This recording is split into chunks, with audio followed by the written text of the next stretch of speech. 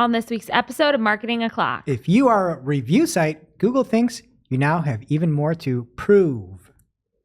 We have the distinct disadvantage of reporting Meta's new Advantage and Advantage Plus automation suite. And spoiler alert, stories are coming to yet another social platform. Join us as we roll our eyes and talk all about it. All on today's show. Welcome, you are listening to Marketing O'Clock. Just stay tuned. Digital marketing news, but let's get specific. Digital ads, SEO and analytics, social media and more. Pretty much everything that'll make your website perform. With new shows every Friday. We give you the news with sass and puns and definitely hot takes. Thank you for tuning in. You know what time it is. It's officially Marketing O'Clock. Settle in, sit back, keep it locked. Hey there, I'm Christine Zernheld. AKA Shep. I'm Jess Budd. And I'm Greg Finn. And it is officially Marketing O'Clock. Here on March 25th, 2022. Hello, everyone. Thank you for joining us for another fabulous episode. Greg, do you have an update for us? Yes. First off, until this invasion of the Ukraine is over, we are going to be featuring ways to help. And one of the best ways to help, I saw via Twitter from Andrew Optimizy, maybe most famously known from his interview on the Ask Azim digital podcast. But he is putting together, with many other speakers in the SEO space, an event called SEO for Ukraine. And you have the perfect amount of time. This is on Tuesday of next week, the 29th, to sign up. And the tickets are very affordable. Anywhere from 10 pounds to 50 pounds, and all of the money goes to help the Ukraine. So check it out if you're looking to give and to learn. Much appreciated. Awesome. Optimize your SEO. There you go. Love that. Well, me and Greg actually met up. We both went to the NCAA tournament on Saturday night because you copied me. I did. So it was actually pretty fun. We saw two games, and as you guys know, I have Providence winning my bracket because the Friar looks like my sister Kathleen. I can confirm in person he looks even more like my sister Kathleen. And Greg's son agreed that he, quote, kind of looks like my sister. I showed him a picture and he agreed. Wow. Yeah. All right, you heard it here. But unfortunately, they beat your creepy spiders. Yeah, I was really So your rooting for them bracket to has win. been busted. Yeah. Speaking of Justice's bracket, I noticed a bunch of immaculate picks. And if you're listening for the first time now, we have Marketing O Bracket, and we're giving away our new merch in there. And Jess had a bunch of fantastic picks. Thank you. And I asked her about one, why she picked one, and she gave me quite the answer. So I'm going to see if there's any other answers I can pull out of you. Jess, you picked New Mexico State over UConn, 12 over 5. Why did you pick New Mexico State? Well, there's a couple reasons. One, it looked like New Mexico Street, which made me laugh. Love to live there. Two, the guy just looks like he'd be a cool friend or bring you a pizza. What guy? Okay. The cowboy guy? Their logo, yeah. Oh, All we right. saw him too. Jealous. Another one. You picked CSU Fullerton over Duke. What is CSU Fullerton? what is their logo An look F. like? I don't think I had a reason for that one. Just F it. F, yeah. Probably feeling that. You picked one of the biggest upsets, St. Peter's over Kentucky. Yeah. How did you pull that off? Why did you pick St. Peter's? So St. Peter's is the local Catholic church that is about 2-3 blocks from me, but they have a school, and so therefore they have a playground, and that's where I bring my son on nice days. St. Peter's. And unfortunately, you missed on this one. It was a 32-point blowout, and Longwood lost to Tennessee, but you picked Longwood. Longwood, I think, sounded like dogwood. Beautiful tree. They have nice flowers. All right, another great pick you had, the Richmond Spiders. You picked them to win the entire thing. They upset Iowa. Why did you pick the Richmond Spiders?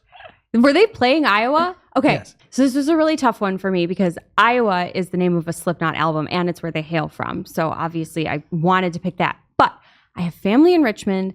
Spiders don't really get enough love. And Spiders is also a Slipknot song. So just, It all Went comes with that. back to Slipknot. always does. All right, and lastly, you chose Jacksonville State on number 15 over number 2 Auburn. Why did you choose Jacksonville State? Prepare to bleep me. Fred Durst is a fucker from Jacksonville. You can't say that. Those are lyrics from That's the why you Limp Bizkit picked song. Jacksonville Station? Oh my God. And take Oh it to my the God. Matthews Bridge. It's a bridge in Jacksonville. Guys, Limp Bizkit and Slipknot. What? Okay. None Okay. of this should have You know been. what? I apologize for asking. What's up with you, Jess? Well, now that you've been inside my head, let's get inside my eyes. I just have an update on my visit to the optometrist last week, y'all. I had to write this down and Slack myself so that I would remember. My prescription has not changed. Are you kidding? I have become more reliant on the script for distance because it has helped me with the closer stuff, which is what I was initially having trouble with. My eyes have then relaxed because of that help. So they're being extra lazy now when I have to focus at a distance where I didn't really have issues before. So she doesn't want to change my prescription unless it continues to get worse. But she explained it in a way that made total sense at the time. But basically, like my distance vision, my focus has gotten lazy. But I feel like that makes sense. We've watched your vision deplete for things that are close up this whole time. It's all coming together. I'm dubious of this. I think the prescription is a new doctor for you. That's what I think you need. I That really seems like wrong. her. She's a lot of fun. It's like you just made something up. I don't know. I You're don't know always any better. critiquing our Yeah. dental and vision coverage. Anyway, the people needed to know, and now they do. I'm fine. And we have a new emergency marketing talk for you guys. We were breaking down all the news about Google Analytics last week. By now, you obviously know that Universal Analytics is going to be obsolete in 2023. So Sarah Burke from our team joined us to talk about how you can save your data before it goes away, first steps for getting set up in GA4. It's a short but sweet, very helpful episode, and you can catch it wherever you're watching this or listening to this. Okay, and first up in the news this week, we have an article here from the Meta for Business blog. It is called Powering Up Performance Through Meta Advantage Automation Suite. This is an article that looked really important, and we shortly realized that it was an absolute nothing burger. So basically, there are features in the platform that are now going to be marked Advantage. These features allow you to, quote, enhance a specific aspect of your manual campaign setup, such as the select detailed targeting options within your target audience. Then there's going to be other things that are going to be marked Advantage Plus products, or I'm not thinking of them as products, they're more features. And these allow you to automate the entire campaign flow from end to end, or an entire core step of your manual campaign setup, such as placements or creative. So essentially, if something uses automation, it's marked as Advantage. If something is very heavily automated, it's called Advantage Plus. And they're basically taking everything that we know the name of and changing the name by either adding Advantage or Advantage Plus to the beginning. I do not know why they're doing this. The UI is impossible to navigate. David Herman is in there every day trying to help us make sense of it. And this is what they're spending their time doing. It feels like the car wash, right? No one knows what you get between. I've never been there. Okay. I know. I used to Have work you at the seen my wash. car? Okay. They just add a plus and charge you $3 more Yeah, I wouldn't know. to But. dry your car. Okay. So now they're going to have Advantage lookalikes, Advantage detailed targeting, Advantage Plus app campaigns. So these used to be automated app campaigns. Automatic placements are now Advantage Plus placements. Like, oh my God. Automatic was a useful word. I understood what that meant. They're taking out the word automatic or like where Google would use smart and saying advantage instead of smart is basically what it is. Dynamic experience is now Advantage Plus creative. It sounds, I can't. Advantage Plus shopping campaigns are a new thing that are coming soon, and they're obviously going to be very heavily automated, probably smart shopping-esque. So to close the article, it says, wherever you see the name Advantage, you can be sure you're getting the most advanced automation and machine learning technology designed to help you create and deliver your most efficient campaigns. But there's a reason it's not just saying automation. They're trying for the small businesses to just see Advantage or Advantage Plus and think it's better in some way. And it's not going to be better in every situation. Don't use automatic placements. I don't understand why people fall for this. Like you see performance, and you're like, oh, I'm going to have better performance. But then I realize, like, I think about this a lot, that Coors Light, their whole thing is that their beer is the coldest beer. And I'm like, who would ever fall for this? Like, beer is beer. If you leave it out, it's warm. If you put it in the fridge, it's cold. There's not a colder beer. But, like, they're selling gangbusters. The mountains are blue. Whatever. Right? So you know. Maybe Advantage Plus will be it. but I don't understand when everything's an advantage, there's not an advantage. Yes, exactly. It sounds like TurboTax or something. It does not sound like meta for a business. And it makes everything more confusing. Like, honestly, we've got some content coming out soon about Performance Max. And Performance Max shopping, or with a shopping feed from Merchant Center, is wildly different than one without that, and wildly different than local. But everything's together. And like, if one Advantage thing doesn't work, are you then going to be like, throw the entire Advantage baby out with the Advantage bathwater? Advantage Plus bathwater. All I know is I hate it, and I'm just waiting for David Herman's response. Let us know what you think.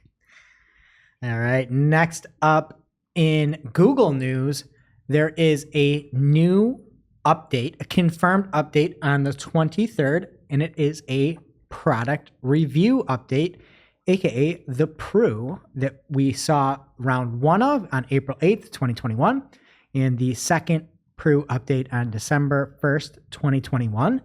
And I've got an idea for this. I know you always talk about how you're crunching the tape on football and you're always watching the all 22 tape. I think we call this the PRU 22. I don't know what that means, but it rhymes, so I like it. Okay. This is a PRU 22, and it is going to expand upon what we saw last year. So previously in 2021, Google had stated the focus overall is on providing users with content that provides insightful analysis and original research, content written by experts or enthusiasts who know the topic well. So it adds to this really 4 different items to consider if you are a site that features reviews. 1, including helpful in-depth details like the benefits or drawbacks of a certain item, specifics on how a product performs, or how the product differs from previous versions. Additionally, it will add in that it should come from people who've actually used the products and show what the product is physically like or how it's used. The third thing is that it should include unique information beyond what the manufacturer provides, like visuals, audio, or links to other content detailing the reviewer's experience. And number 4, and last update here, is that it should cover comparable or comparable products. I always get that wrong. I think all you can those say it either way. Yeah, I think so. Well, no, comparable is like all caps realtor style, where like that's a comparable. But then comparable, a comparable is like a noun. Oh, right? News to me. All the realtors with their face on their business cards are rolling over In their what? In the lawns. Yeah. in their beds. Yeah. All right.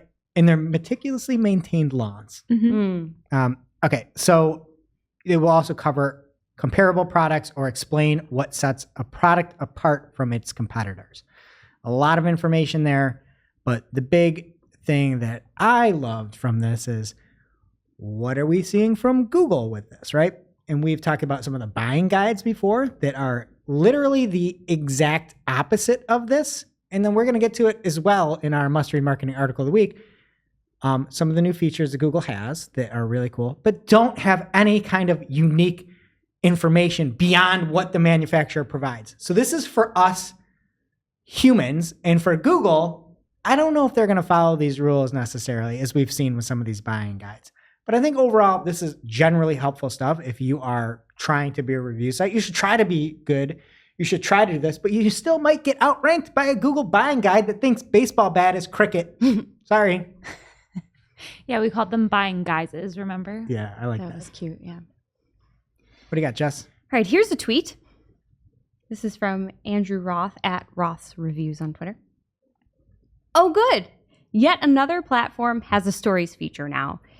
And Andrew shared a screenshot of TikTok stories. It looks like a notification he received in the platform.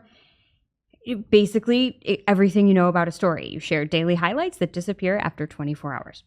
And at first, I didn't get this. Like, they don't need it. They are their own thing. They are an OG social platform at this point that did things first. Everyone's copying them. But the copycats all have stories, and TikTok didn't have stories. So if the TikTok clones have an added feature that people like, at this point, TikTok would be remiss not to test it. So we'll see. If people won't use it, hopefully they'll just dump it. And we believe in testing. So hopefully that's all that's going on here. They're just trying to be smart about their business. And this is still a test. By the way, TechCrunch got confirmation from a TikTok spokesperson that this is an expanded pilot program. So it just looks like Andrew got on their list for this. I'm not on it. I don't even have the app. But according to this article, just throwing that in there in case anyone else was feeling bad about not having it. Neither do I. And according to the article, some differences between the TikTok story experience and Instagram is that as the poster, you can see how many people viewed your story. But unlike Instagram, you can't see who, which is an interesting choice. Not sure if it matters, but different. You can like a story and leave a public comment. On Instagram, the comments only go into a DM. So that's another difference as well. The cool thing here is that TikTok stories include the same creation options as regular TikTok videos. So it's basically just a TikTok experience that expires. I will be interested to see if people use it differently still, or if they're just making the same old TikToks that go away. And if that's the case, there's no way we're keeping up on trends even with Killer here. That just seems insane. Speaking of Killer, though, I have a question because there were some really good comments on Andrew's tweet. And one of them was from the one and only Jane Mansion Wong. She said, eventually, choosing a social media app becomes like choosing between cola and Pepsi. And I think she meant to say Coke. So the people are dying to know, are you a Coke or a Pepsi girl? If I had to choose, I'd probably say Coke. Yes. But I really don't like either. Oh. What are your thoughts on stories and TikTok being the biggest TikTok user here? When I first saw the news, I just kind of thought, like, my immediate reaction was that it's kind of annoying now that every single platform is going to have stories. I feel like it's kind of redundant, but I understand why TikTok is doing it because everybody's taking their whole purpose and implementing it into their platform. So then why wouldn't they? So I think it will be interesting to see what people do with it. Why not test it, like you said? Yeah, I'm with you. Are you part of this expanded pilot as an avid user? No, I'm not. You're not? Okay. Well, you heard it here first. Even Killer doesn't have it. Side note also from the article, if you are part of the test, you can create stories and see them. If you're not part of the test, you won't even be able to see stories that other folks have created. So your experience really won't change at this point. But more in the coming weeks as the story develops. Now it's time for this week's Take of the Week. This is a #fire digital marketing take with extra spice served up for you. We simply deliver the take for your consumption. We give no opinions. We don't influence. You make the call. This week's Take of the Week, it's not really a Take of the Week, but I just like the way it was positioned. So maybe it's positioning of the week. And it's Charles Farina, at Charles Farina on Twitter. Go give him a follow. And on LinkedIn. I followed him on LinkedIn because he's got information over there. But he writes, here are 10 of my favorite things you can do with Google Analytics 4 that you could never do with Universal. So that's sort of the spice level.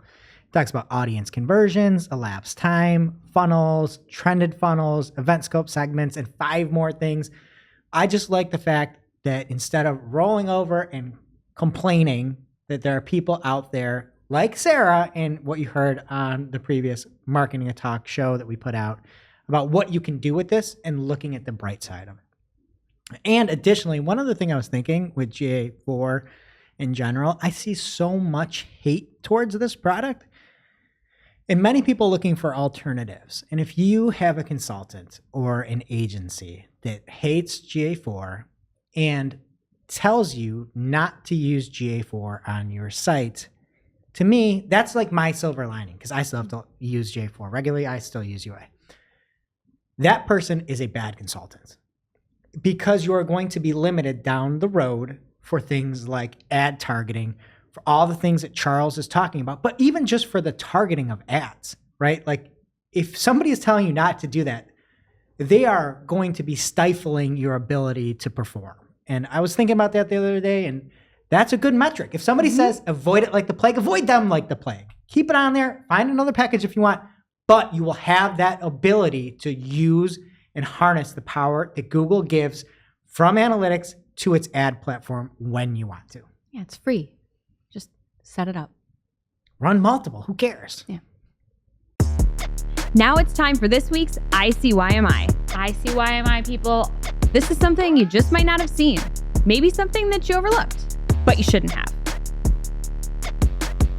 ICYMI people, Amalia Fowler, at Amalia E. Fowler, had a question for PPC chat this week. She said, I'm battling myself with regards to an account structure and want some options. It's service-based lead gen and it has 2 locations. So basically each location needs campaigns for all the individual services. There's a lot of services, and then there's obviously ad groups within those campaigns. And it's just a lot going on. She wanted some more options. So people were trying to help her, and then PPC Greg popped in, as he always does, and said, you could do RSAs with the location city ad customizer in the headline to insert where the user is. And then Amalia was asking about if she would have to remove her zip code targeting, like based on how location customizers worked, but it turns out she doesn't. Sam Tomlinson at Digital Sam IN replied and said the location city function should work regardless to zip targeting. So if you have city in there, even if you're targeting by zip codes, it will pull in the city. Everything it's good to remember you have those things, but you just have to use them in the right way. Like I always get so nervous. But thanks everybody. Now it's time for this week's Pew Pew Lightning Round. At this point in the show, we split up our content into 3 parts: paid, organic, and social. First up in the paid universe this week, PPC Greg reminded us the new version of Google Ads Editor has been released. You guys, it's version 2.0. We've reached, I know. Can you believe it? No, for so many reasons. We've evolved this far. But he also points out they skipped 1.9. It's like iPhone did that. They did? Yeah, they skipped ahead. They skipped something. Like they went to 10 without ever going to 9, I'm pretty sure. Maybe 2.0 is just a closed variant. Yeah, or I was like, is it like a really amazing update and they just want people to get it? And it has PMAX support is like one of the biggest things they're pushing. So I feel like they just want people to upgrade. Like it's version 2.0, upgrade today. So some other fun things in here. It also, when you log in, it's going to have a guide and show you important features in there. It shows you really cool things like replace text and bulk uploads, all that stuff that you usually had to have someone else show you. But it's also showing you recommendations. That was like the number 2 on the list. So whatever, Google Ads. It also has custom actions and action triggers. These are going to make it easier to do routine tasks like updating bids. I didn't get to go in there and play around with it all because I didn't have time to restart my computer today and probably won't ever because I'm me. But that sounds pretty cool. It also supports conversion goals. Somebody was in PPC chat complaining a couple weeks ago that they downloaded a campaign. You couldn't change the conversion goal. And then when they re-uploaded it, it changed in the platform to set like magically to something else. Now it supports conversion goals. So you can double check that and make sure it's what you want it to be. Type lists are sortable alphabetically or by entity count. There are also asset reports and shared audience reports. And again, I haven't downloaded it to confirm, but seems like you can't add negative keywords to a negative keyword list still or create a new one. So that's just great. That would Version be such 2.0. a nice... Believable. Yeah. 2.0. Years we've been asking for that. And Christina from our Discord community is back with another amazing find. This is a big one and nobody was talking about it. So what's new in Microsoft advertising on the blog this week? She says, the data analyst in me loves this. Time zone issues are the bane of my existence because as of March 2022, time zones are no longer editable at the campaign level and will instead directly align with your account level selection. This is to maintain consistency across reporting and invoice data. It goes on to say, please note that on the day this one-time adjustment takes place, reporting data may show slightly higher or lower amounts of spend.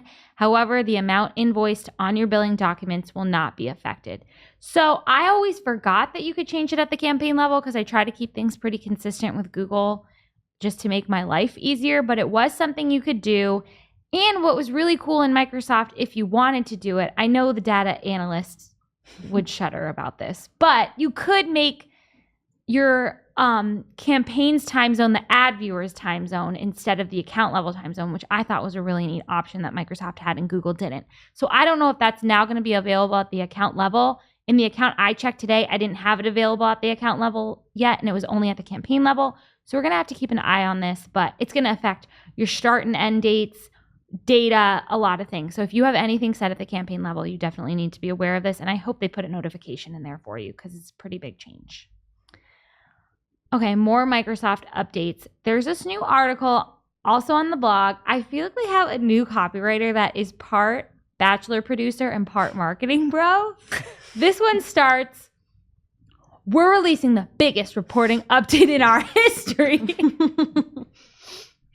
Then it says the newly updated reporting dashboard within Microsoft Advertising includes a series of changes to help you get to report 60% faster. How do they know that? Are they timing you? That's wild. Like, I want to be the one being timed. Which part's the marketing bro and which part is the producer? Oh, every time Chris Harrison was on The Bachelor, he'd be like, it's the most shocking revelation in Bachelor history. So, but then the marketing bro, you just got to put a number in there. Like 60% faster, brah. Okay. So that wasn't clear. No, I got it now. Oh, it was clear. So here are the big reporting changes that are going to be just earth-shattering for everyone. They actually are kind of cool. So you can now select recently run reports directly from the drop-down menu and use default or customized reporting options. So where you used to have to dig around and find them, when you press the drop-down, anything you've recently used is going to be right there. That is great. You can also see real-time previews as you create and modify your columns and filters. And they said there's also improved load times. I love that. If you've ever run that negative keyword conflict report, you can't see the preview, so you don't know if you set it up right until it's downloaded, and it's so frustrating. That is an amazing feature. Thank you, Microsoft. 60% better. They also mentioned, quote, new capabilities around conditional formatting, inline edits, sharing, scheduling, saving, scope changes, and common shortcuts often used in Excel. They don't go into detail on that, but it sounds cool. So yeah, keep an eye out on the reports there. New from PPC Greg, he says, is this new? Seeing YouTube TV on the Where ad showed video reach campaigns with non-skippable in-stream ads. So his ads were showing on YouTube TV. They were showing on TBS and OWN. And I need to get more into OWN because Monique Samuels, after she was fired from the Real Housewives of Potomac for throwing punches at Candace and then chasing her around the room, she was recast on Love and Marriage Huntsville on the OWN network. So I really want to watch it. Wow. Yeah. Do you think she's bringing her binder? No, I just feel like most of our listeners have hung up and are going to watch that instantly. I think so, if they know it's good for them. They got to their TVs 60% faster, thanks to you, Shep. Okay, so Greg, of course, didn't really wait for Jenny to answer. He just answered himself. He said, fairly sure this is new, as it's still categorized under reserve, yet not the article states I think he messed up a little bit here. Yet the article states ads purchased on an auction basis can show. Are you able to confirm this? And as of recording this, I don't think Jenny has, but it seems like you can now run amok on YouTube TV, so that's pretty cool. And next up, David Herman says TikTok has begun rolling out ads with in-search results. Time to prime your thumbnails, and I'm sure he'll have some thumbnail tips for us by next week. Thanks, David. And Ginny Marvin tweeted this week, ICYMI, cease and desist, Ginny. Vehicle ads are now available to all U.S. auto advertisers. So we talked about this last week. And then Sean Ellie replied and said, these look cool, but why are they starting on smart shopping if smart shopping will start being phased out next week? Which I didn't realize. That makes absolutely no sense. Why not wait a week to roll these out? Like, you just can't make this stuff up. People don't talk to each other. That's all it comes down to. People are going to learn how to use it, and then they can't use it next week. They have to migrate to PMAX. I believe it's later this year, to be fair. Okay, so Ginny said vehicle ads were started in Smart Shopping, and we will have more to share about its integration into Performance Max later this year. So as you're setting those campaigns up, just know that you're going to have to move them pretty soon. Chris Ridley spotted something new. He said Google Ads account level Insights tab is now live. So this new tab is similar to the Insights tab found within PMAX campaigns, is available at the account level. However, the insights don't seem to be super relevant or useful at this point. These are taken from a men's clothing account. So these are some of his search terms. Like, what What are you up to, Chris Ridley? He says, Blueies, like, is that like the kid show? Kaleidoscope, Red Nose Day, Pangea, Homer Simpson, Space Jam? Sisters and They could put these on shirts, I guess. Sisters and Sneakers, Smart Casual, Bugs Bunny. You skipped Space Jam. Why'd you do that? I thought Greg said I Space said it. Jam. Oh, sorry. So I don't know what you're into, Chris Ridley, but I like it. Thanks for sharing about the new tab. It's unique, Chris.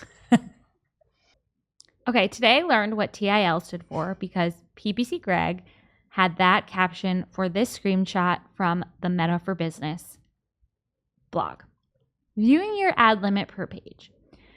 So it says, since each ad's performance improves the more it's shown, advertisers of different sizes should use different ad volumes to improve ad performance. There are 4 ad volume tiers to encourage advertisers of different sizes to use the ad volume per page that optimizes their performance. So it says if you're a small to medium page or you're advertising less than $100,000 USD in your highest spending month, you should have 250 ads. Or if you're doing $1 million, you should do 1,000 ads. If you're doing 10 million, you should do 5,000 ads.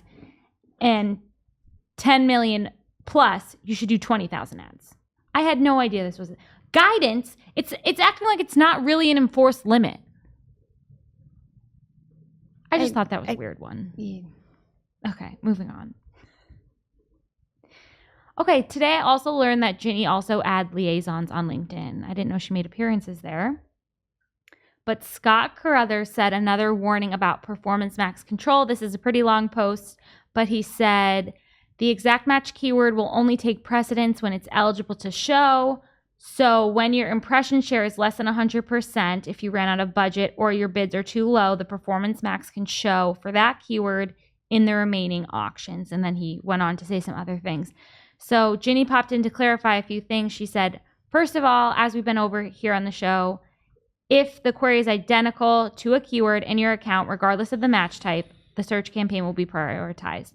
Then she also said, it is correct that the search keyword has to be eligible to show, but as long as it's eligible, impression share has zero impact on prioritization over PMAX. So I thought that was an interesting thing to think about of if you run out of budget, how it affects PMAX, because I didn't think about that before. But yeah, make sure your keywords are eligible if you want them to show. And Roy Steves said, pulling a shopping campaign back to standard from Smart, and I'm seeing why Smart struggled so badly. Based on near-miss search terms, Google is giving up a powerful resource by not letting us manage search terms and negatives directly. We're here to help. And then he has a little GIF that says, help me help you. And it's true. Like, they just don't, just give us the data. We're still going to advertise on your platform and spend money. We're just going to spend it smart. It's so annoying. Okay, and we have an article here to close out from Inside Radio. It says the majority of advertisers plan to increase spend on podcasting and streaming audio. So advertiser perception says 53% of ad buyers it surveyed expect to increase their podcast spending in 2022. So basically call us. We're ready for you. Oh, I do have one more article because this came through right before we recorded. There is a new listing for Google Partner. So if you are a Google Partner, you're going to be in a new directory. There are ways to opt out if you don't want that new business, but I guess a lot of people were asking for this, so that's a welcome change. Thanks, Google. I dig it. We got things back. We got more money now for new accounts, and we have a partner directory, which is awesome. Really cool. Okay, one more. Mitch, paid per Mitch. He said discovery campaigns are still trash for performance, seeing similar results to regular HTML5 banner ads. And Queen Jill Saskin-Gales popped in and said she disagrees. She sees excellent performance from discovery in some of her accounts. She says, quote, I prefer over standard display since it runs on all Google ads, Google-owned inventory. Thank you, Jill. One is like an ad type, and I dig at Paper Mitch on Twitter, but one is a creative format, and the other is all-inclusive targeting Yeah. option. I don't know. He thinks they're trash. Well, it was actually really good thread, a bunch of people are saying, if you do this, it's great. If you do this, it's great. And we try to surface a bunch of good threads and also have people talk back and forth over in our Discord channel, community.marketingclock.com, if you don't want to miss this real time. Oh my God. I said we were done like 5 stories before we were done. I can confirm this is your last one. Okay, PPC Greg is reminding us that those detailed targeting changes on Meta ads went through on March 17th. Happy St. Patrick's Day, everybody who celebrates and even those who don't. They said these are for targeting options that are not widely used, that are too granular, that are redundant, or that are related to sensitive topics. So if you excluded that impacted targeting, ad sets will be paused. If you included that impacted targeting, ad sets will continue to run, but impacted targeting will be removed. So everyone should definitely check out that article and make sure if you're running any ads with detailed targeting, which is now Advantage Plus detailed targeting or whatever they're calling it, make sure you're all set. Oh my God, I have another one. I betrayed you. I don't know what happened here. Christina from our Discord community is at it again. She says, minor UI update I noticed in Amazon under what am I going to call the Chex cereal icon? Yeah, I like that name for this. You'll have to watch YouTube to see if you agree. It's a bunch of boxes. They now include a link to the partner directory. It's like this is just a bucket for everything they couldn't find a real home for. I wish I could use that in life. Like, Yeah. just everything else goes over there. But we have a home for you in Discord with Christina. So join us, community.marketingaclock.com. Okay, what is happening in organic? Oh, wait, you had one more. No, I Just don't. joking. All right. From Spotted First by Charles Farina, there is a new tie-in for your Merchant Center account and your Google Analytics for property. So this is pretty cool. What you're going to be able to do is once you opt in, you can then start to see all of the, and you opt in auto tagging, just to be clear, you can start to see the data from your free listings show up into GA4. It says, by linking your analytics property to your merchant center account, you'll enable data to flow between the products. Data exported from analytics property in the Merchant Center is subject to the Merchant Center terms of service, blah, blah, blah. We can put it in, and you just have to make sure you hit the enable auto tagging. Now, this is like very GA4 of them because in the explanation, it looks like a beta explanation as well because they misspelled a word. They misspelled analytics. So they say auto tagging allows analysts to... It is a really hard word to spell. But your Google Analytics, it's in your name. Anyway, so That's why I can't work for Google Analytics. there you go. But Charles sure can. But the person that wrote this shouldn't have. Either way, you can start to see free listing data, and I am all here for it. So another reason to test out GA4. YouTube also put out a new video on their Creators Insider channel about a bunch of new features. The first, which is called Go Live Together, where a host creator will be able to create a live stream, invite and screen their guests before going live to their viewers. If you're a host of a Go Live Together, you'll be able to see all the streaming analytics as you normally would on YouTube. But if you're the guest, you can't see those analytics. And pre-roll and mid-roll ads can appear in a Go Live Together stream and will be attributed to the host channel. There's a small test. Currently, you probably don't have it. Sorry. Especially not Jess. Yeah.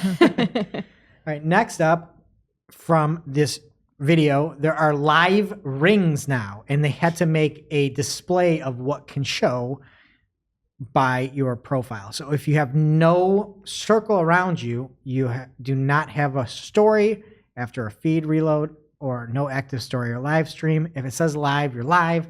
If you have a red circle around you, you have an active unwatched story because everybody has stories now. And if you have a gray circle, you have an active just watched story. Is anyone going to remember that? Who is anyone going even to gonna YouTube look for at it? stories? Yeah. Not me. I just don't understand the story thing. I understand the live thing, and I actually got that when everybody went so one-sided towards trying to be the first in live. Like, I get that. YouTube should be doing live. I don't understand what the story part of it is. Okay. Additionally, they'll have cross-channel live redirects. Previously, if you had a live stream or a premiere, you could link it to another live stream or premiere on your own channel and just redirect it right after. So you'd be like, hey, it's an intro before you get into this, the movie you're about to see, this is blah, blah, blah, blah, blah, and then go right to your own channel. You can now take that redirect and go to another channel. So you can send people right from your channel to another channel. There's some stipulations, and you probably don't have that either. You have to have at least 1,000, I believe, live or people in there. Send marketing a clock. Yeah, we'll take it. We'll take everybody.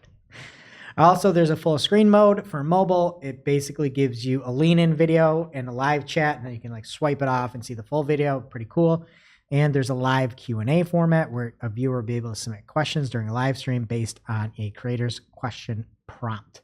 So all cool stuff. I dig it, especially the go live together. I think that's a big one.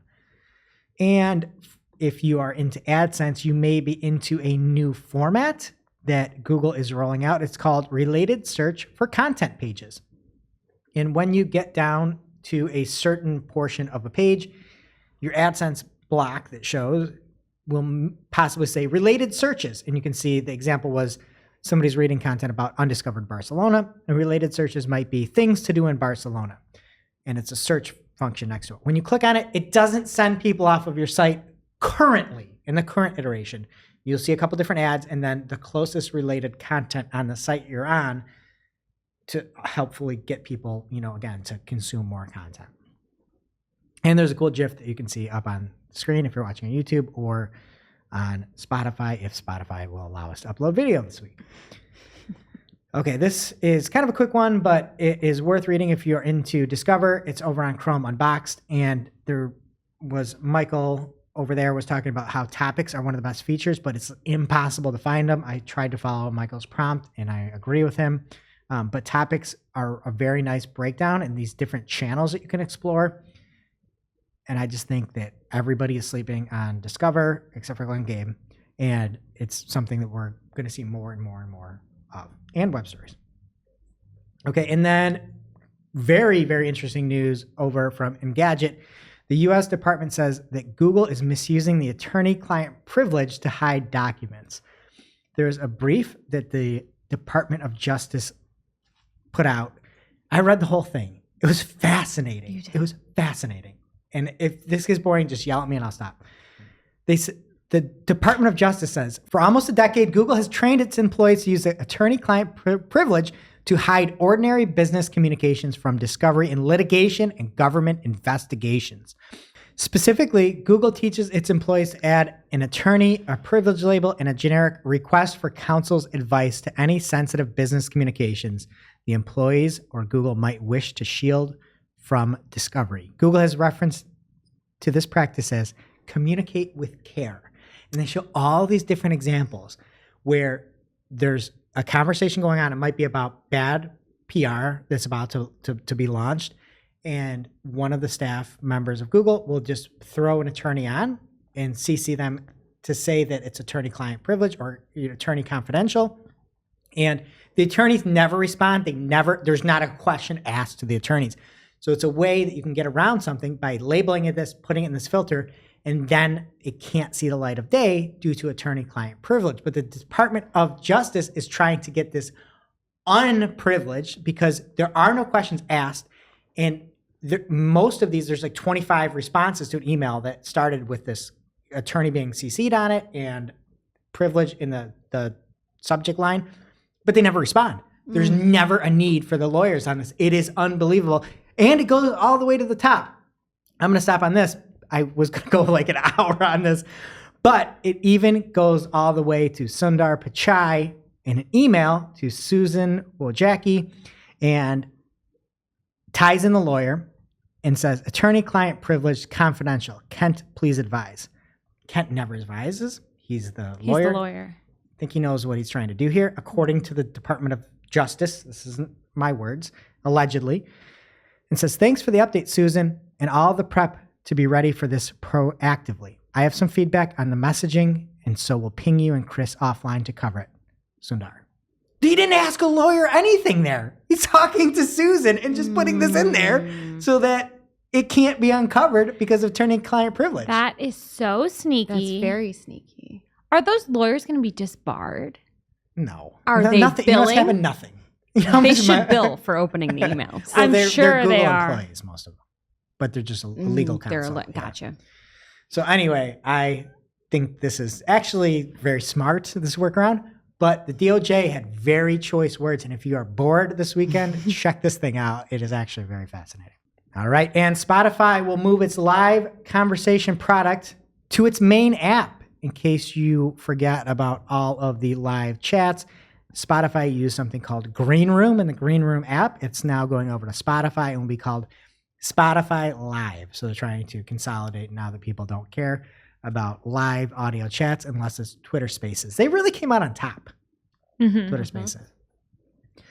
All right. And from Brody SEO, he says, thoughts on this test? Favicons ranging in different sizing on mobile. Note the change and repeating the domain name, including a variation using bolding. So if you look at this example, I believe it has Search Engine Land and Search Engine Journal that show up, and you can clearly see a control and then two different variables in a test. And the favicon is absolutely bigger on some of the tests that he's got.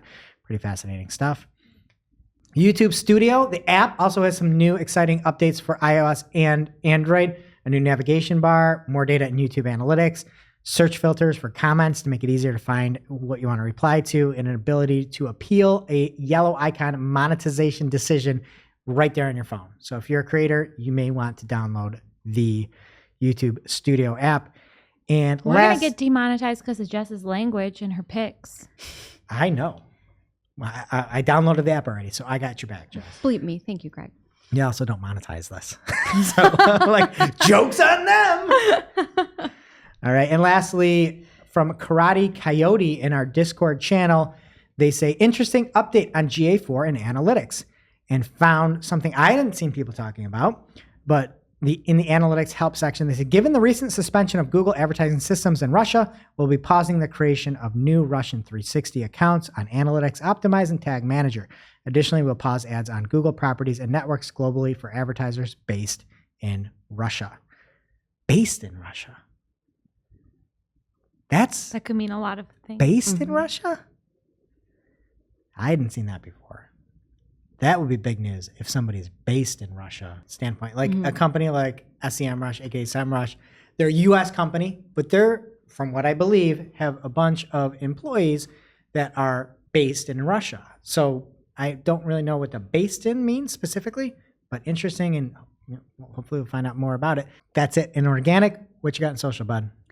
All right, first up in social from Adweek, Instagram said it will begin testing ads at the top of the feed with a small number of people who will only be served those ads after they've already spent some time in the application, which, is me. I spend a lot of time in there, and I'm So not part of this test either. You open the app again after closing it, and then you see an ad first? Is that what they're saying? It doesn't really say. I got the impression that it's when you refresh your feed, or maybe you go to a different tab and come back. It does not say, but I feel like if you have to spend time in there, like you're still in there. I don't know. I'm speculating here. But the platform plans to gather feedback to determine how those ads impact user experience, and the goal is to provide more opportunities for connection between businesses and relevant audiences. I think the goal is to make more money. Of course. Right? I mean, think of all the accidental taps when you go to refresh your feed if it's just at the top. A lot of people are telling me, like, there's just not enough ads at the top of my IG feed. They are? No. And they never will. Anyway, hopefully this just stays with that small number of people and never sees the light of day. Attorney privileged. Next up from CNN Business, apparently WhatsApp is trying to convert texting Americans to using its app instead by appealing to their desire for data privacy. I guess they have scary billboards out there that's like, it's a image of a text and it says, I think I left the car unlocked. Can you check? And then it has a reply that says, if your personal texts aren't end-to-end encrypted, it's not private. So like someone's breaking into your car because they read your text message. I feel way safer about my text than anything I would send in WhatsApp that's owned by Meta. Thank you. That's what people, that seems to be the sentiment, that nobody's really trusting I'm it. sure the ads don't say Meta anywhere. No, I don't think they do. And they also, I don't know, they're kind of like weird and grainy. And I just feel like WhatsApp is kind of light and bubbly and fun. And then these billboards, they just don't match. You can check it. WhatsApp is taken over in other parts of the world, and they do offer a consistent experience across devices, but I just don't think Americans are ready for that. It hasn't caught on here yet, but if it does, then just, FYI to anyone doing SMS marketing, someday you may need to reconsider your approach. I don't think that time is anytime soon. Speaking of phones, though, Twitter for iOS now lets you create GIFs or GIFs within the in-app camera. So that's exciting. iPhone users can rejoice. TweetDeck users, though, should lament, from Jane Mansion Wong at WongMJane on Twitter. She says the new TweetDeck might become a paid feature exclusive to Twitter Blue subscribers, according to the code I've come across in the app. Yes. She says the code gates the access of TweetDeck on whether the user has Twitter Blue or not and redirects them to the sign-up page if they don't. And she shared a screenshot of what this looks like. I just don't understand Twitter. I look at this GIF reaction and think that is one of the most innovative things that any of these social platforms has done. It's a unique concept and it makes sense. You can just go, huh? And put your hands up in the air and make a quick reaction. Yeah. That's genius. And it just goes right there. But then you're going to take something that helps people use and frequent your platform more and make it paid. I don't understand what is happening. They're just really trying to squeeze that, $2.99 out of people? Makes no sense. You could just fix your ad platform and people would pay for advertising. Thank you, because I'm really sick of saying that. Next up, a tweet from Allie, the social media whisperer, at the Allie Mason on Twitter. Allie says... Whoa, way too loud. I just looked at you like, what do you mean? I haven't changed my tone. I wonder if you could target That's that really job funny. title on LinkedIn. Social media whisperer. That's really funny. Okay. On Friday. No. This isn't an ASMR pod here. Oh, no one would listen We if it could was. make it one. So Allie said on Friday, the head of Instagram announced that adding hashtags won't get your content more views or increase its distribution. Here's what it means for your strategy and your business. Thread emoji. We can't confirm this, by the way, whether or not that was actually announced, but her thread is still worth reading just in case. She goes on to say that hashtags are a tool Instagram uses to categorize content, and that there are 5 signals that Instagram uses to determine if content is high value, including likes, comments, saves, tapping through to the profile, and time spent. So there's a lot of good insights in here, whether or not we can confirm that initial bit about hashtags. So there's a lot more in her thread as well. You can check the link in Discord, community.marketingoclock.com. If you're serious about social, it's good food for thought. Okay, so I was doubting that someone's job title was the head of Instagram, so I Googled it. Do you know who it is? It's your boy, isn't it? Yeah. Yeah. Did you know he's married to Monica? Monica who, Miss Surprise, surprise.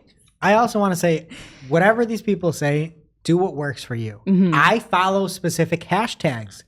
If you use those hashtags, you will get more distribution because it's going to go to me and I follow knife making or something like that.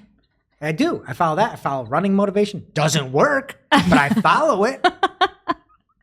So people still do follow hashtags for what it's worth. Yeah, that's fair. Again, food for thought. It's good to hear opinions, but do your thing.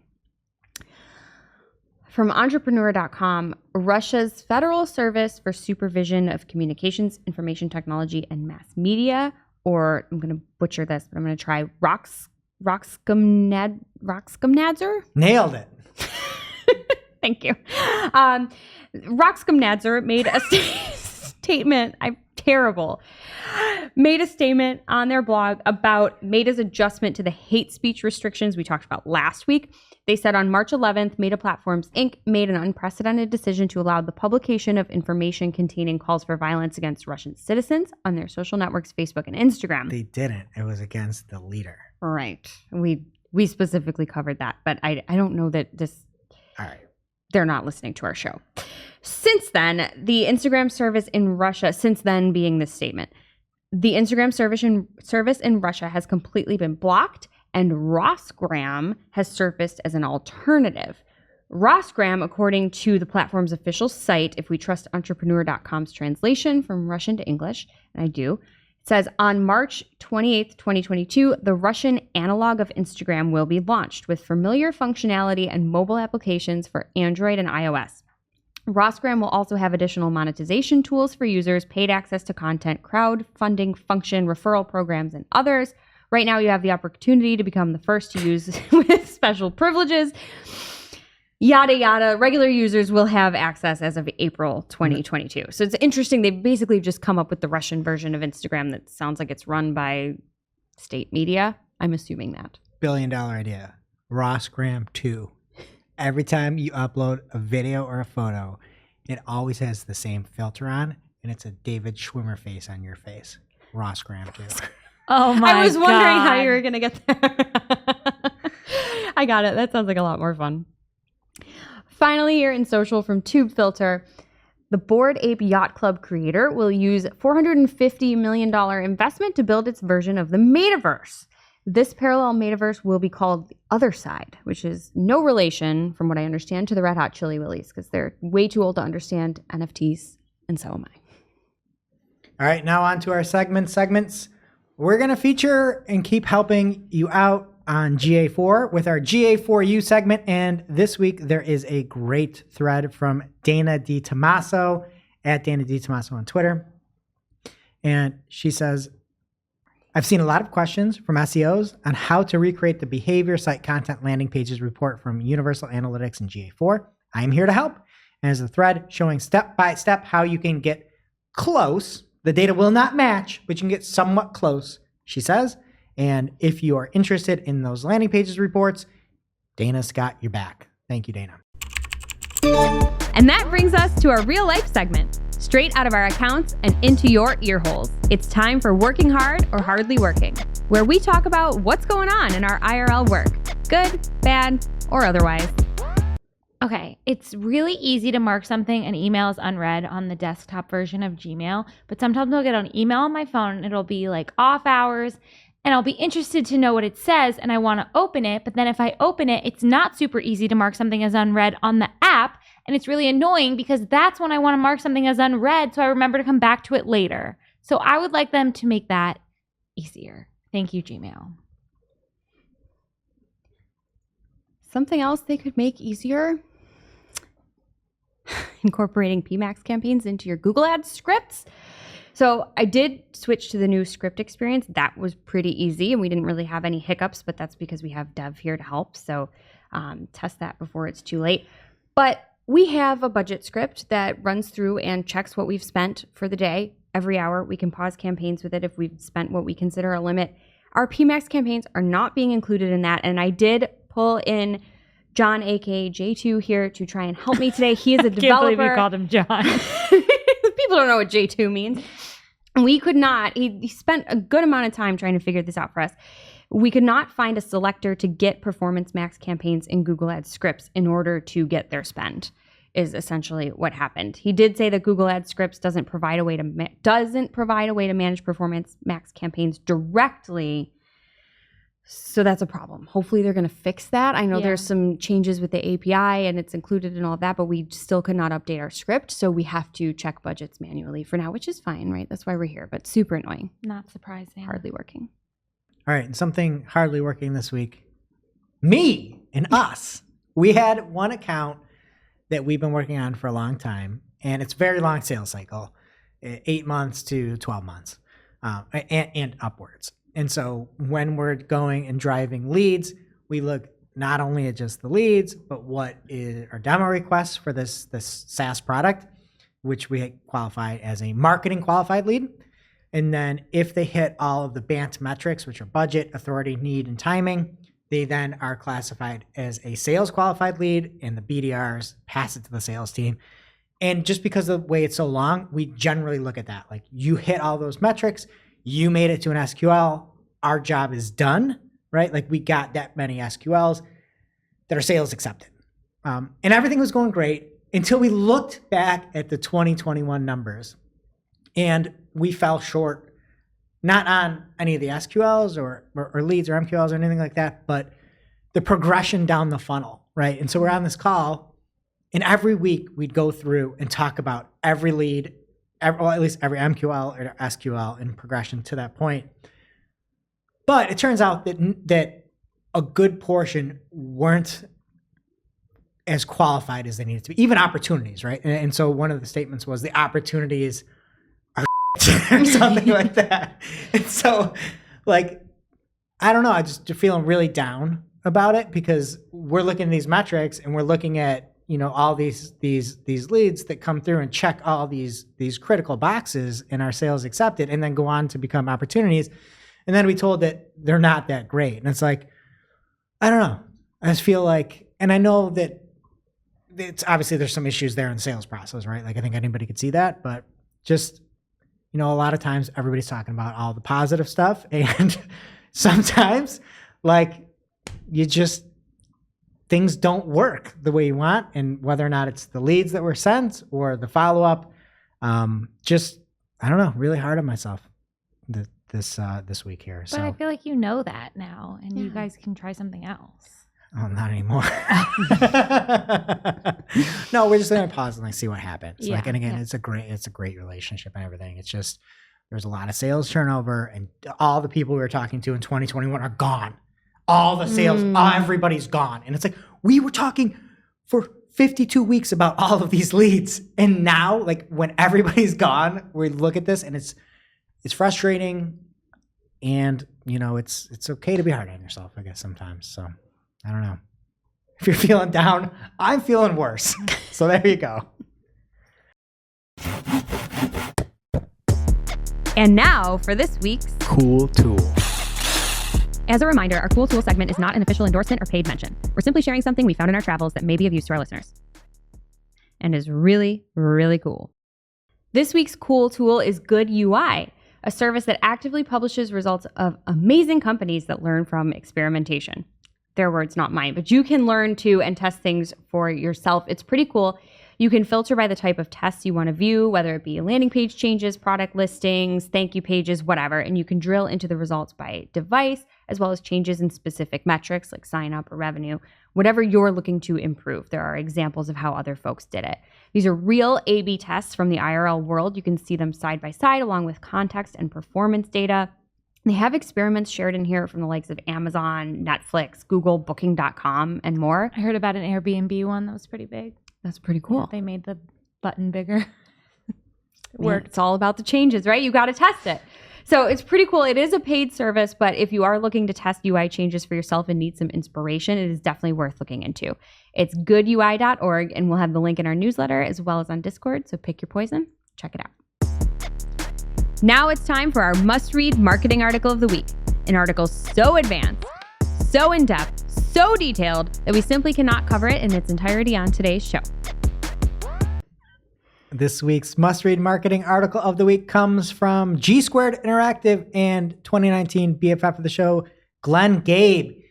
He has an article called What Discovers More Recommendations, Journeys in Chrome and MUM Mean for the Future of Google Search. And this is ripped from the article. He says, well, I was checking my Discover feed a few weeks ago and saw an interesting call to action under one card in my feed. It said, more recommendations. And that's not something I had seen before. When tapping that link, I was whisked to an immersive interface labeled Task Dashboard, which contained a boatload of information, links, recommendations, videos, and comparison functionality based on the product or service I was searching for. My immediate reaction was, holy cow, is this the future of search? And by future, I mean the next few years. Bum, bum, bum. So you should absolutely look at this. He's got a ton of examples. Apparently he was in the market for some Costa sunglasses. Clicked on more recommendations, and you can see his entire journey to continue researching the comparison. Glenn, I'm going to say you should go with the fantail, not the Del Mars. I think you'd look great in the fantails. The green, I think you're more of a fantail guy. And he says, you can see where I'm going with it, that the Discover functionality for more recommendations takes you to a killer page that Google assists you with your research and how journeys could potentially work in search. So I, again, can't say it enough. You should be paying attention to Discover. You should be paying attention to the web stories. This review and comparison is the absolute opposite. And this is in the search engine results pages that Glenn found this, of what Google is talking about in the Pru 22 update. But it is reality on reality's terms and what we have with us for Discover. So check it out. G Squared Interactive. Thank you, Glenn. And now onto our playlist of curated songs to work to. You can head over to playlist.marketingoclock.com to hear Marketing a Playlist. Jess, what are you adding this week? This week I'm all about the vibes. I'm going with Soulfly's hit Jump to Up. Oh my God. Okay. I will be adding Don't Rain on My Parade by Barbra Streisand and the 1968 American biographical musical comedy drama Funny Girl. Can we do a IRL meme here? It's the Pam meme, looking at the two picture, saying they're the same picture. What? Soulfly and Okay. You'll have to put it on YouTube. whatever you said. Don't Rain on My Parade. Greg, Yeah, it's the same thing as Jess said. what are you picking? I am picking from the streets, Turn the Page, not because of the song, but because of the backstage video of him having this argument and then the music playing and then him just in the middle of the argument going right to the song and running out on stage. It's one of the coolest clips that has ever been made. All right. That does it for today's show. It is now officially not Marketing O'Clock. Thanks for listening. And we'll see you next week. Thanks for listening to Marketing O'Clock. If you're looking for more information on today's topics, head over to marketingoclock.com/newsletter to receive every single article we covered. We share the news as it breaks in our Discord community. Head over to community.marketingoclock.com to join. Welcome to this week's Shootin the Heck. We're after our famous Friday news show. We don't talk about marketing anymore. We just Shoot the heck. And today, I guess this is a draft. We will be selecting things that you cannot have enough of, right? I love this idea. Whose idea was this? It was yours. Okay, Greg, you must have some amazing ideas. What is your first pick? So the thought that spawned this entire game is rental car insurance. You could sell me as much insurance on a rental car as you have to offer, and I will always think it's never enough. Okay. Wow. Yeah, as someone who popped a tire in Ireland, I'd have to agree. My wife got into an accident in Ireland as well. I got rear-ended in Florida. Like, you go into these abstract places, like you need insurance on rental cars. Insurance is so boring. I thought you were going to have something No, fun. that's I know my now age. I'm questioning every answer I have for this game. Okay. Well, obviously, my first answer is popcorn. It's just the best treat. You're never full. Salty, just a little bit burnt. I could eat it all day long. No butter, just popcorn and salt. Can never have enough. You know what I was thinking the other day? It was late night, and I was like, so these, like corn, you eat it on the cob, and it's great. And then you let it like wither away and die. And then you take it off the cob, and then you put it in the microwave, and it pops. I wonder if there's anything else out there that we don't know about that does the same thing. What about apple seeds? Ever think about that? Would those Popped pop? apples? Apple seeds, aren't they like poisonous? They have arsenic in them or Well, something? we might not want to eat that one. But don't you think something else pops? I don't know. Oh. Is there anything else This out isn't there? what I Like, spent my time thinking about. I just think about how delicious popcorn is. It is good. What about peas? Like if a pea would pop, Ew, would you that would taste so bad. pop peas? Would you eat that? No. That's disgusting. Okay, Jess, what's your pick? I don't think you can ever have enough Die Hard films. Like one Oh my God. was amazing. They could have stopped. They didn't. Number 2, terrible dialogue, but like adrenaline rush story. 3 was probably the best one they ever made. They could have stopped there. They made a 4 and a 5, neither of which we needed, but they were enjoyable. I'm like ready for 6, 7, 8. You just can't have it. You think they're not going to be good and they're not, but they are. I feel like you argued against yourself. that No, whole they're time? just you think they're not going to be good, but they just keep getting better. Never seen a single one. Start with 3. It's the best. That doesn't. That's what they Can all you say. just start with 3? Is that allowed? No. Would Yeah, I you don't- understand the plot? You go don't- to jail. If you do that. Don't do it. And don't I have to watch it at Christmas? Not 3. They stopped being Christmas movies after number 2. Haven't you heard the song, Even Though It Wasn't Christmas? No. No. Okay. All right. Killer, what's your pick? I said sleep. Oh, that was my Oh. next one. I love sleeping. I love a good nap. Like a 3-hour nap. That's amazing. 3 hours? hours. Yeah. I'm like a 2-hour queen if I could do anything. I thought you were saying Yeah. 30 minutes. Yeah, I can't. Yeah. No. It takes me an hour to fall asleep. So, Mm. okay, Jess, what's your next pick? Is it? Oh, is serpentine serpentine? draft? She I gets skipped you. 2. Sorry. You get another. Do you know what a serpentine draft is, Killer? No. Neither do I. You go. You're go. next. It's a snake. I go next again. Yeah, serpentine. Yeah. Okay. I said something I also cannot have enough of is soup. I'm a big soup girl. Lots of soup. Ooh, I love eating soup. Like when you eat it all night long. You make way Yeah. too much, but then you get the soup sweats. You know, Kept eating. you just get the soup sweats? Yeah. What are the soup sweats? When you eat too much soup and you're hot, but it's winter. No, So you're I've all had bundled that. up in like a sweatshirt and then you have to take it off. Yes. Oh. Soup sweats. Okay, Jess, now it's your turn. I guess you can't get enough of that cookie crisp. Oh my God. You two are just the most literal. Your first pick was insurance. Yeah, rental car insurance. Who doesn't want more of that? People who aren't renting cars. Oh, okay. Fair enough. Okay, I went to the chiropractor on Monday. I can't get enough cracks in my bones. That's a great one. I Great love pick. like a good neck crack. 1, great. 3, 4, oh my God, life changing. You just have more like oxygen in your brain. All right. And for me, I didn't realize this till 7 years ago, but you can never have enough hair ties. That was Never my enough. choice. What the heck? I didn't know until I had a daughter. Mm. There's never enough in the house. I did not think you were gonna steal that from me. Yeah. Yeah. All right. And then are we doing another one? Or are we Yeah, done? let's How do many one are we more. doing? One more? Okay.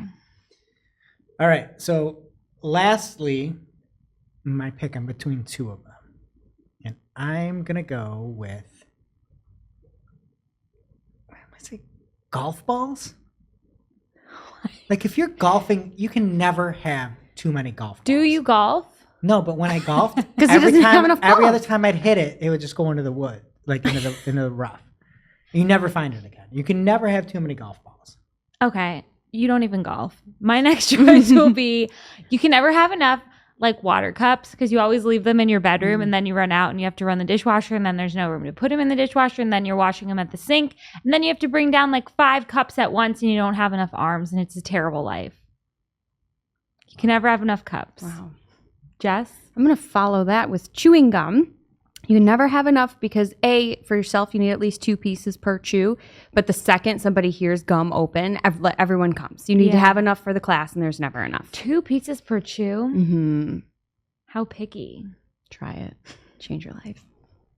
Okay, killer. I said McDonald's Sprite after a night out. Get a nice large Sprite, nice and cold. That sounds Never enough. absolutely disgusting. I'm Not at all. an aspartame. I love a Diet Coke from McDonald's after a night out. Like I crave it. Yeah. I feel ya. I can't do sugar after a night out. I think it's just Water all like the day. carbonation. I'm with you on the carbonation. No, it's the aspartame. It's the artificial sweeteners. So good. Okay. Actually not. Everyone review your list real quick. Greg's is full of lies and boring things. No, it's rental car insurance, number 1. Number 2 are hair ties. And number 3 are golf balls. Okay. And I have cracks in my bones, popcorn. What was my favorite? Peacorn. Water cups. Water cups. Because I had to make that one up at the last minute because you stole hair ties. Okay, Jess. I have Die Hard films, Cookie Crisp, and gum. Killer. I had sleep, soup, and McDonald's Sprite after a night out. The 3 S's. Okay, you'll have to let us know what you think of our list and if there's anything we forgot. And we'll see you next week. That was beautiful. Did you seriously make it all the way through that episode of Marketing O'Clock? Good for you.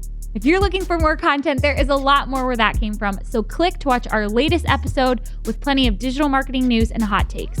Also, please subscribe to our show and like this episode because my job depends on it.